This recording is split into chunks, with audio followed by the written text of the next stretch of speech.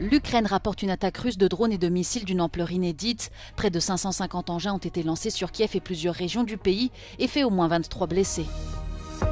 Berlin souhaite négocier directement avec le régime des talibans pour reprendre les expulsions de ressortissants afghans, notamment des personnes condamnées, vers leur pays. Face au risque de décès au travail provoqué par la canicule, la Confédération européenne des syndicats réclame des règles communes pour protéger les travailleurs.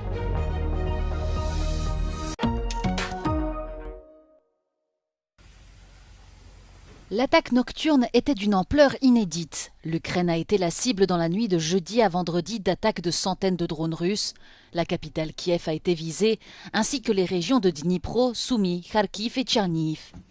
Selon le porte-parole de l'armée de l'air ukrainienne, ces raids ont été les plus massifs depuis le début de la guerre en 2022.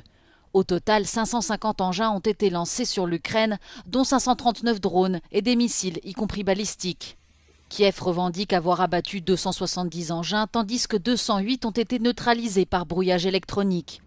Plusieurs bâtiments résidentiels, une école, un centre médical et un grand nombre d'infrastructures civiles ont été endommagés lors de ces attaques et au moins 23 personnes ont été blessées.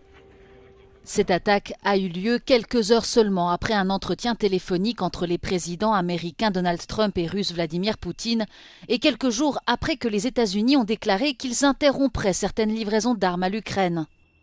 Lors de cet appel, Vladimir Poutine a déclaré que la Russie était prête à poursuivre le processus de négociation.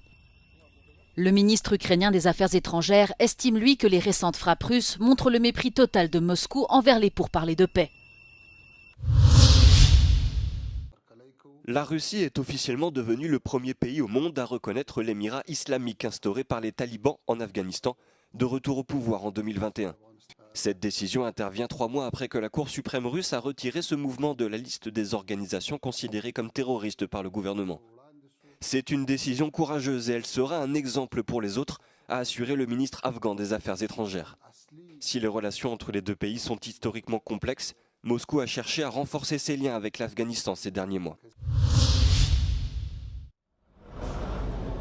Berlin souhaite négocier directement avec les talibans pour reprendre les expulsions de ressortissants afghans, notamment des personnes condamnées, vers leur pays.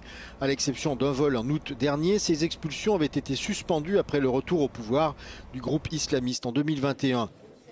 Mon idée est de conclure des accords directement avec l'Afghanistan pour permettre les rapatriements, a déclaré le ministre allemand de l'Intérieur Alexander Dobrindt lors d'une interview jeudi, ajoutant qu'un accord similaire était en cours de discussion avec la Syrie. L'Allemagne ne reconnaît pas le gouvernement taliban et n'entretient actuellement aucune relation diplomatique officielle avec Kaboul. Vendredi, les Nations Unies ont critiqué les projets d'accord avec le groupe, déclarant qu'il n'était pas approprié de renvoyer des personnes en Afghanistan en raison des violations des droits de l'homme documentées. Lors des élections anticipées de février, l'immigration a dominé les débats en Allemagne. Face à la montée de l'AfD, Friedrich Merz n'a eu d'autre choix que de durcir sa ligne sur la politique migratoire.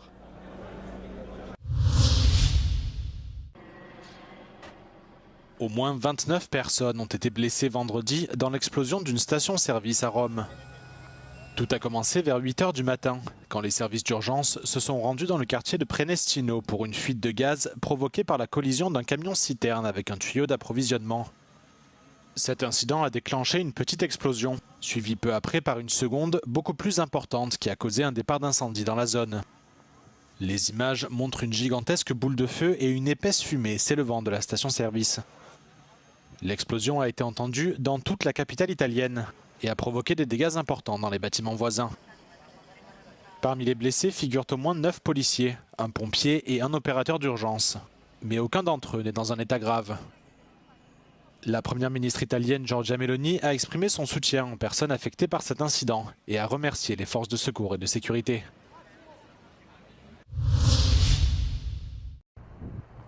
La canicule continue de frapper l'Europe. En Turquie, la vague de chaleur a fait 2 morts, un octogénaire qui a succombé à l'inhalation des fumées à Ödemiş, dans l'ouest du pays, et un ouvrier forestier qui luttait contre les flammes dans cette même ville. Plus à l'est, des centaines de pompiers, appuyés par des avions et des hélicoptères, ont été déployés ce jeudi pour éteindre un incendie dans la ville côtière de Çeşme. Depuis la semaine passée, la Turquie lutte contre des incendies importants alimentés par des vents violents, une chaleur écrasante et un faible taux d'humidité. Si la plupart sont désormais maîtrisés, ils ont entraîné l'évacuation de dizaines de milliers de personnes. L'Italie doit également faire face à une vague de chaleur sans précédent, dont le pic est prévu ce vendredi. Selon le ministère italien de la Santé, 20 des 27 grandes villes du pays sont concernées par la canicule, qui a déjà fait 2 morts. Bolzano, dans le nord de l'Italie, est de plus en plus confronté à ces pics de chaleur. Pour tenter d'y faire face, la mairie développe les espaces verts urbains afin de faire baisser les températures. Si quelques 250 arbres sont plantés chaque année, il en faudrait des milliers pour obtenir un effet rafraîchissant significatif, soulignent les experts. Dans le canton suisse d'Argovie, la centrale nucléaire de Besnau a été partiellement déconnectée du réseau électrique en raison de la chaleur. Selon l'opérateur, cette déconnexion est due à la température trop élevée de l'eau de la rivière voisine. Le déversement de l'eau chauffée de la centrale dans cette même rivière déjà surchauffée mettrait en danger la faune et la flore locale.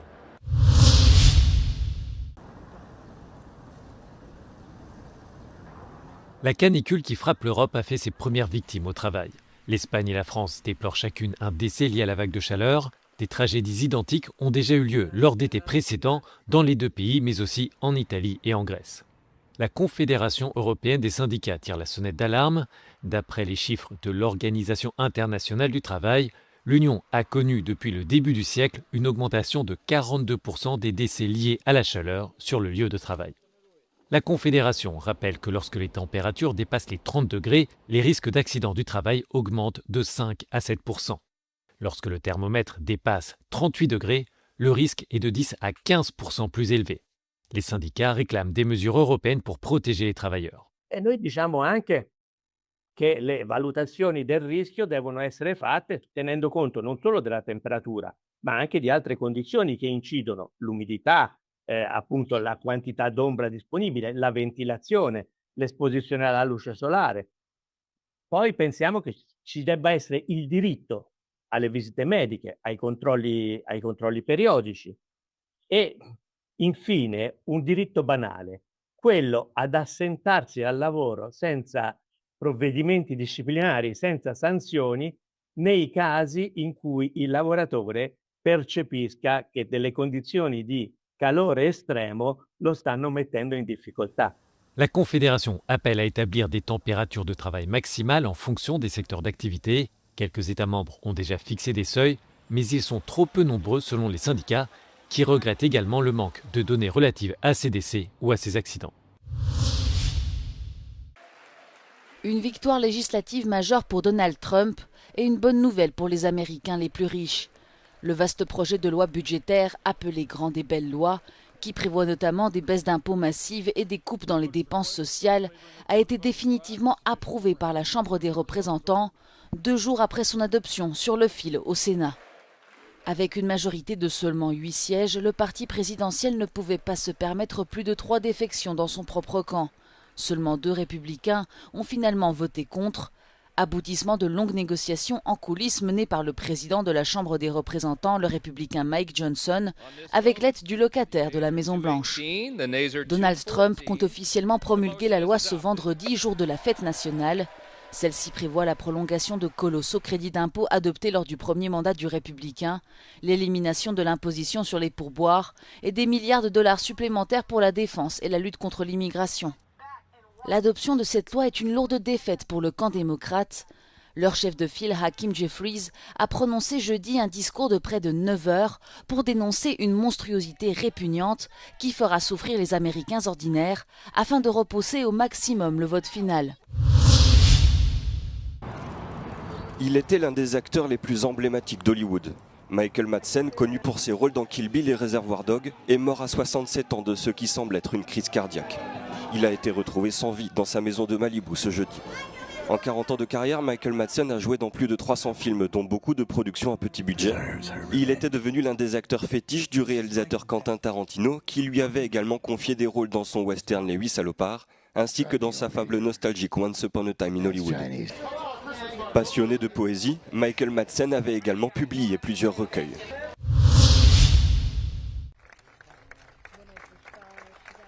C'est sous les applaudissements que les corps de Diogo Jota et son frère André Silva sont arrivés sur le sol portugais.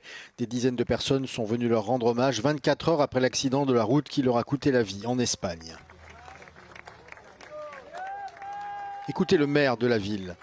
Dois jovens gondomarenses, exemplos para todos nós. O Diogo Jota era miúdo de grande generosidade, sempre pronto para ajudar a sua terra, ao lado também dos mais miúdos. Nós temos de sinalizar isso de forma muito forte. Les habitants de Gondomar se souviennent avec émotion du jeune Diogo qui a commencé sa carrière dans le club de sa ville natale. Sim, ele sempre que vinha aqui a Gondomar passava cá por campo, visitava cá as pessoas, falava com toda a gente, era uma pessoa humilde em tudo. Como jogador e como pessoa, a humildade foi sempre a dele. O meu filho estudou com o André, eu sou amiga da Isabel e do Quinzé, os pais. Estou a rezar por vós e pensei que isto era tudo mentira. Ceux qui l'ont poussé et encouragé sur le terrain ne peuvent contenir leurs larmes. Eu conheci desde pequenino. Se foi a ver, foi eu que o incentivei para jogar a bola. Ele, quando vinha aqui, sempre tratava o doutor. Estamos a dar um abraço sempre. Tratava por doutor? Doutor. Era alguém muito humilde, não é? Oui. Comme Gondomar, le Portugal et le monde du football en général n'en reviennent toujours pas. Les hommages se poursuivent, en particulier à Anfield, le mythique stade de Liverpool, où l'international portugais a évolué ces 5 dernières saisons. Âgés de 28 et 25 ans, les deux jeunes hommes sont décédés jeudi matin à l'aube à la suite d'un accident dans la région espagnole de Zamora. Leur véhicule, une Lamborghini, a pris feu après une sortie de route due à l'éclatement d'un pneu. Leurs funérailles sont prévues samedi à 10 h en l'église paroissiale de Gondomar.